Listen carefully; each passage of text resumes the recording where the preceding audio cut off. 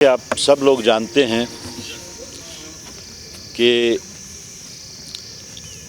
गुलाम नबी आज़ाद साहब ने Indian national Congress से इस्तीफ़ा दिया है और गो कि ये एक हैरानकुन कदम उन्होंने उठाया है, लेकिन ज़ाती तौर मेरे वास्ते ये कोई भी हैरानकुन कदम नहीं है, क्योंकि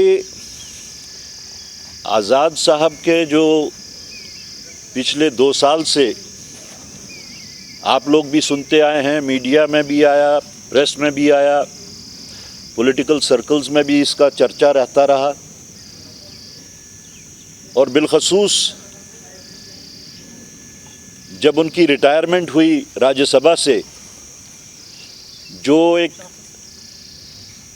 टेयरफुल फेयरवेल उनको दिया गया एक न्यूली फाउंड बॉनहमी के तहत, उस वक़्त प्राइम मिनिस्टर साहब का ये कहना बिल्कुल साफ था कि हम आज़ाद साहब को ज़ाया नहीं होने देंगे और उनको जल्द ही किसी एक ख़ास मिशन और एक ख़ास काम के लिए मखसूस किया जाएगा।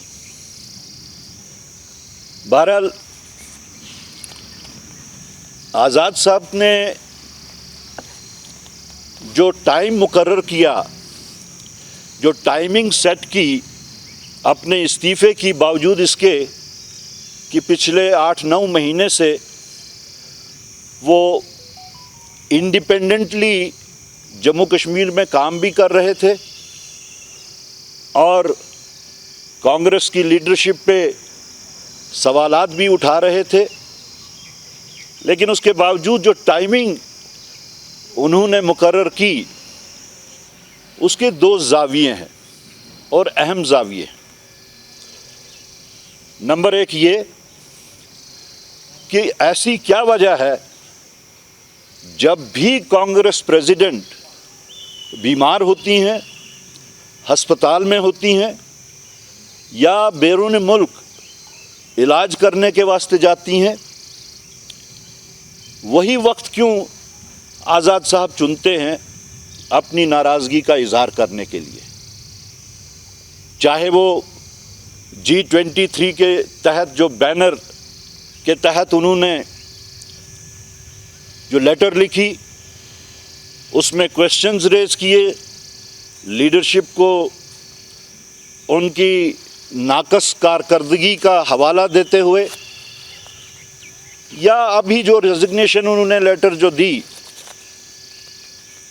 वो टाइम हो। पहले टाइम पे आप सबको याद होगा मिसेस गांधी हॉस्पिटलाइज्ड थी और तकरीबन 1 महीना हॉस्पिटल में रहीं और अब की बार वो इलाज के वास्ते बैरून मुल्क गई हैं। एक तो ये एंगल है। दूसरा एंगल जो इसमें देखने, सोचने, समझने का है, वो ये है कि परसों ही होम मिनिस्ट्री ने एक मीटिंग तलब की थी, जिसमें होम मिनिस्टर साहब की सदारत में जम्मू कश्मीर के ऊपर एक मीटिंग हुई। उसमें क्या बात हुई उसका खुलासा तो हम नहीं कर सकते, लेकिन इमीडिएटली उसके बाद में आज़ाद साहब ने रिज़ाइन कर दिया। आज़ाद साहब की जो रेजिग्नेशन लेटर है 5 सफ़ों पे मुश्तमिल है। तकरीबन 3.5 सफ़ों पे उन्होंने अपना और अपनी सियासत का और कांग्रेस के साथ या गांधी फैमिली के साथ अपने ताल्लुकात का खुलासा किया है। 3.5 सफ़हात पे अगर कहा जाए तो उन्होंने अपने सेल्फ प्रेज और अपने जो प्लम पोस्टिंग्स पे वो आज तक मुकर्रर रहे हैं उसका खुलासा किया है। यानी उनका 3.5 सफ़हात पे जो उन्होंने अपना खुलासा पेश किया है वो सेल्फ एक्सप्लेनेटरी है। जो लोगों के दिमागों में सवाल उठते हैं कि बावजूद इसके कि आज़ाद साहब ने अपना पॉलिटिकल कैरियर स्टार्ट करने से आज तक जो भी मुमकिन प्लम पोस्टिंग्स हो सकती थी, वो ऑर्गेनाइजेशनल लेवल पे हो, वो पार्लियामेंट में राज्यसभा की सीट हो, वो मिनिस्ट्रियल बर्थ्स हो, वो चीफ मिनिस्ट्री हो, उस सब का खुलासा करके लोगों के दिलों में जो खदशात थे कि शायद उनके साथ नाइंसाफ़ी हुई है, उस सब का उन्होंने जवाब दिया है। बाकी जो 1.5 सफ़ा पे उन्होंने अपने वजूहात बताए हैं, उन्होंने बिलखसूस राहुल गांधी को निशाना बनाते हुए जो बातें कही हैं, तो हम सबको ये याद है, अगर नहीं है तो याद करना चाहिए कि राहुल गांधी का जो प्रेसिडेंशियल डॉक्यूमेंट था, जो प्रेसिडेंशियल इलेक्शंस में जो प्रीलिमिनरी सेशन हुआ था 2018 में, उसका प्रपोजल भी आज़ाद साहब ने ही पेश किया था और पास भी करवाया था। और उसके साथ साथ उसमें उन्होंने तमाम डेलीगेट्स से ये कबूल करवाया कि राहुल जी को ये इख्तियारात दिए जाने चाहिए कि वो अपनी टीम भी खुद से मुकर्रर करें और CWC मेंबर्स को भी नॉमिनेट करें। तो ये डबल स्पीक है, ये खुद आया और बयां है। एक साइड से वो कहते हैं कि राहुल गांधी की वर्किंग के ऊपर क्वेश्चन करते हैं, दूसरे साइड से खुद से वो राहुल गांधी को एक वाहिद लीडर समझते हैं जो अपोजिशन की आवाज़ को उभारते हैं और जो इस वक्त हेड ऑन लिए हुए हैं मौजूदा डिस्पेंसेशन से। और उसके बाद देखना ये है, जो बातें उन्होंने कही हैं अगले 1.5 पेज में, कहीं उन्होंने इसमें कोई आइडियोलॉजिकल डिफरेंस की बात नहीं की है कि आया कि उनकी डिफरेंसेस जो हैं कांग्रेस पार्टी के साथ वो आइडियोलॉजिकल बुनियादों पे हैं, जो उन्होंने लिखा है वो सिर्फ पर्सनल बुनियादें हैं। तो मैं नहीं समझता कि इतना अरसा कांग्रेस पार्टी को देने के बाद उनको ऐसा कदम उठाना चाहिए था जहां पे उन्होंने वो खुद से कौन सी आइडियोलॉजी को फॉलो करते हैं उसके ऊपर क्वेश्चन मार्क उठाया। सवाल ये उठता है कि कांग्रेस की जो कोर फिलॉसफी है, जो कोर आइडियोलॉजी है, वो अगर हम ढूंढना चाहें तो वो कॉन्स्टिट्यूशन ऑफ इंडिया का जो प्रीएम्बल है उसमें से निकलती है, उसमें मुज़मिर है। लेकिन उनका सिर्फ ज़ाती बुनियादों पे इस्तीफ़ा देने से ये साबित होता है कि शायद उनको उस फिलॉसफी से, उस आइडियोलॉजी से डिफरेंस है जिसके तहत इस वक्त कांग्रेस पार्टी बिलखुसूस पिछले कई महीनों से कमर बस्ता है राहुल गांधी की क़यादत में। उन डिविसिव फोर्सेस को फाइट आउट करने को जिन्होंने हिंदुस्तान में, पूरे हिंदुस्तान में माहौल बहुत ख़राब करके रखा है, जो प्लूरलिज्म की पॉलिसी को नहीं मानते हैं, जो सेक्युलरिज्म को चैलेंज करते हैं, जो वेंडेटा की पॉलिटिक्स को चलाते हैं और जिन्होंने कंप्लीट पोलराइजेशन, चाहे मंदिर मस्जिद के नाम पे हो या हिंदू मुसलमान के नाम पे हो, तो अगर उन्होंने आइडियोलॉजिकल बुनियादों पे इस्तीफ़ा नहीं दिया है तो इसका मतलब ये है कि जो कोर फिलॉसफी है वो उस कोर फिलॉसफी के ख़िलाफ़ हैं, और वो है प्लूरलिस्टिक पॉलिटिक्स, वो है वैल्यू बेस्ड पॉलिटिक्स, और वो है यहाँ पे हर फिरका, हर तबका, हर शहर, हर गांव, हर रुकबा को साथ चलाने वाली बात। बिल आखिर इसमें यही साबित होता है कि एक दफा फिर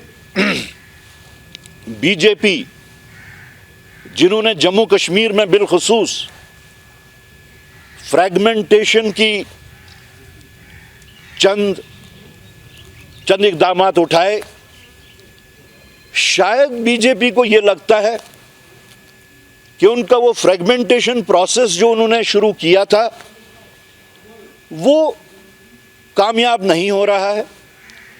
तो मेरा मानना है कि बीजेपी एक दफा फिर से कामयाब हो गई है उस फ्रैगमेंटेशन को लेके।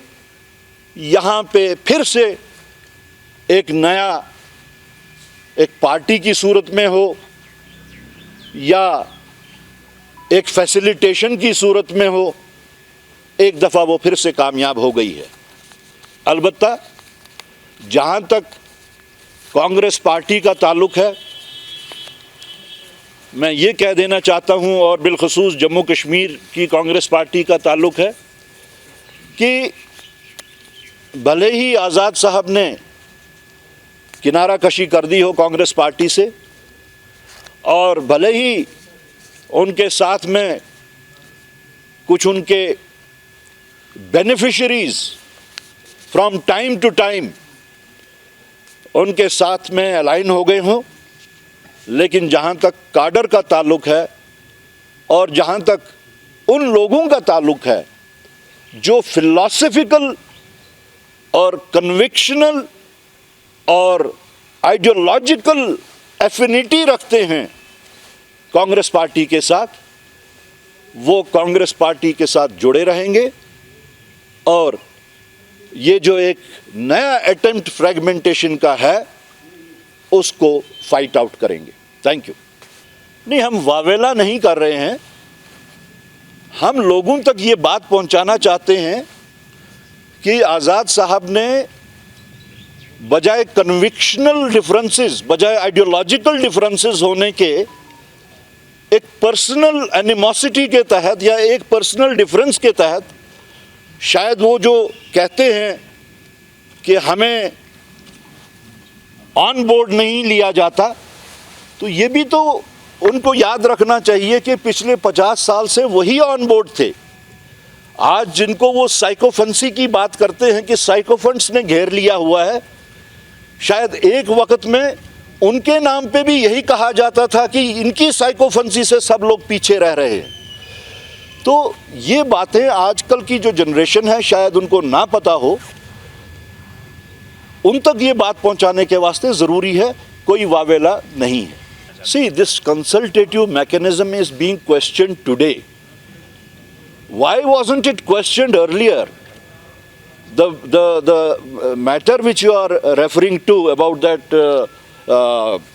that ordinance, उस वक़्त भी तो आज़ाद साहब के पास ऑप्शन ओपन था। जो आज वो करना चाहते हैं वो उन्होंने उस दिन क्यों नहीं किया? Just because that he was enjoying the loaves of power, just because he was being listened, and just because he had no difference with Rahul Gandhi that time, he didn't say anything. He kept mum. He should have resigned that time. If he is so ethically empowered politician, he should have done it that time. Number one. Number two, isn't it Mr. Ghulam Nabi Azad who proposed the name of Rahul Gandhi for being the president in 2018? So if he questions the utterances of Mr. Rahul Gandhi earlier, from 2013 to 2018, he had enough time to resign and he had enough time to show his resentment, which he never did. So you made this strong charge wherein you said Prime Minister Modi was backing Ghulam Nabi Azad. Well, that I earlier mentioned, the Bonhami, the newfound Bonhami is very clear, and it is only after that that things started unfolding. I think I have already replied this question. जो 2013 का वो कहते हैं कि consultative mechanism जो था वो that had ceased to exist. अगर वैसा था, why did Ghulam Nabi Azad propose Rahul Gandhi's name? That means he was not uncomfortable, it is just an excuse this time. Had he been so uncomfortable, why did he rise in front of thousands of delegates and proposed his name and even said to this extent that Rahul Gandhi should be given a free hand to choose his team as well as nominate the CWC members? Well, if you say that the respect is only when you get plum postings, positions, when you get authority in the CWC to be the general secretary, for that, I mean, the things are very clear. He has been saying all this after he has no position in the party. He is not general secretary today. He has no ministerial berth today. So maybe that could be the reason for his feeling that he is not respected. Otherwise, he was a respectable leader of not only Jammu and Kashmir, he was a respectable leader of the Congress party as well. देखिए, यहाँ पे अगर छोटा सा छोटा कारकुन भी party छोड़ के जाता है तो उसको रिप्लेस करते हुए भी थोड़ा टाइम लगता है. आई वुड नॉट से कि नुकसान और फ़ायदे की बात, इस वक्त जो सबसे बड़ा इशू है बिलखसूस जम्मू कश्मीर के लोगों के सामने, that BJP has once again succeeded. You must understand this thing. BJP has once again succeeded in fragmenting the votes of Jammu and Kashmir. And BJP's gain is loss of the people of Jammu and Kashmir. This is the popular perception today, and the the unfolding things which have come up sequentially. If you see that we have all the reasons to believe what the popular perception is.